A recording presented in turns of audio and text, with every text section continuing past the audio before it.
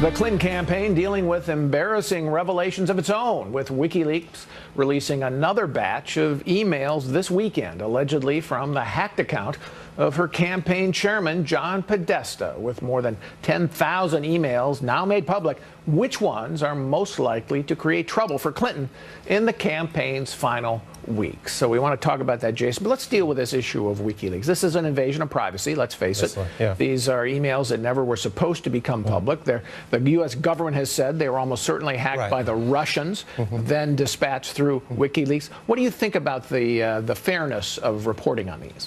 Well, we're journalists. We report the news, and we report leaks all the time, Paul. What makes it a little disturbing this time is, as you just said, U.S. officials say this is certainly Russia trying to influence a U.S. election. I don't think that makes any American feel good about it. And the Clinton campaign has jumped on that and said this should be covered as a national security breach story, and you folks in the press seem to be focused on the inner workings of my campaign. There's no question, though, that if the other side had done came out, they would have used them too. No, and it's not as if the press has ignored them in the past. I mean, they wrote about the WikiLeaks when they were in disclosures about U.S. diplomacy and the handling of the war in Afghanistan, which did real harm on the ground, much less than this does. I guess my question would be, it's in the public domain. We have to cover it. Exactly. I agree. We have to cover it, and that's what we're doing. Okay. Mary, what's the most significant thing you learned from the email? Well, I think the big picture here is that it just confirms what everybody thought, that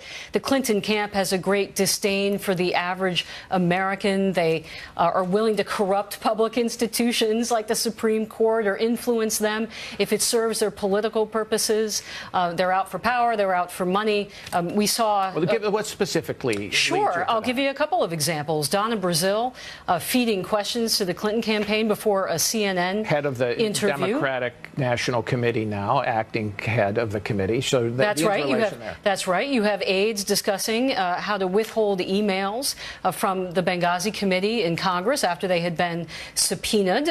You had Bill Clinton wanting to go out and give a Morgan Stanley speech for money, and aides within the campaign had to dissuade him from doing that. They said, hey, that wouldn't look very good after Hillary Clinton announces her candidacy, you going out and taking money from Wall Street. That didn't seem to occur to him. I mean, some really remarkable things here. Well, yeah, I mean, what it does, this is the Clinton machine, right? Right. I mean, you read through these emails and you see how completely and totally politicized the operation is. It makes the campaign look almost completely fraudulent. They were simply trying to manipulate whatever she would say in public in a way that would look good for her campaign, but again, whether it was true or whether it was false. But this isn't surprising at all, James. This is what political operatives do, no? I mean, they basically say, how are you going to... There's not a smidgen of principle in there? Well, no, like I said, like I said. It confirms a lot of what you might believe about the Clintons, but I think among the significant findings here is the evidence that the State Department under Hillary Clinton was helping Clinton Foundation donors, how so? Friends of Bill. Example. After a natural disaster in Haiti, obviously a lot of money and aid goes in there.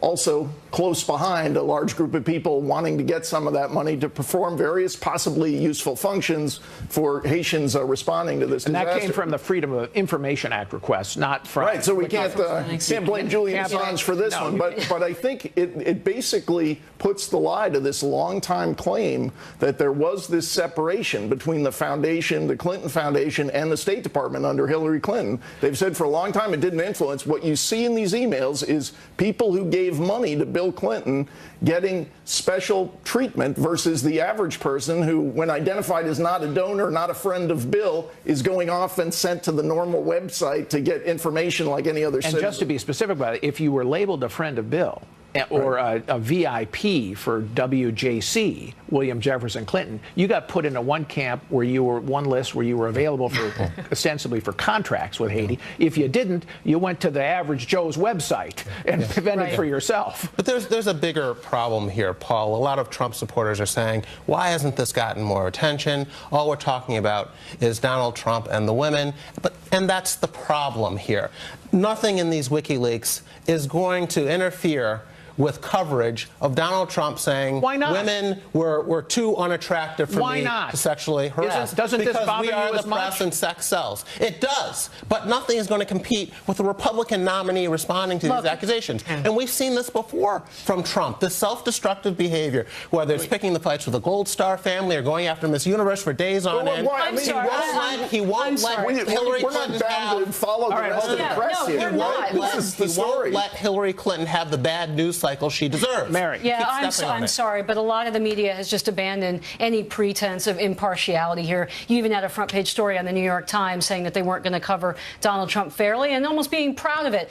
Just before we go, we have to mention how the Clinton camp tried to influence the Supreme Court. I think it's the most important part of this WikiLeaks leak, in that they said we managed to cow the court into submission on the first Obamacare case. Let's do it again. That's Neera Tanden, who was running the Center for American Progress, writing an email to John Podesta and some people on the Clinton campaign and suggesting, we worked once, let's try it again. Okay, all right, when we come back, Donald Trump taking a hit in some national polls this week.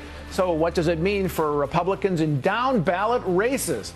A look at the battle for control of the House and Senate next. If we lose the Senate, do you know who becomes the chairman of the Senate Budget Committee? A guy named Bernie Sanders. You ever heard of him?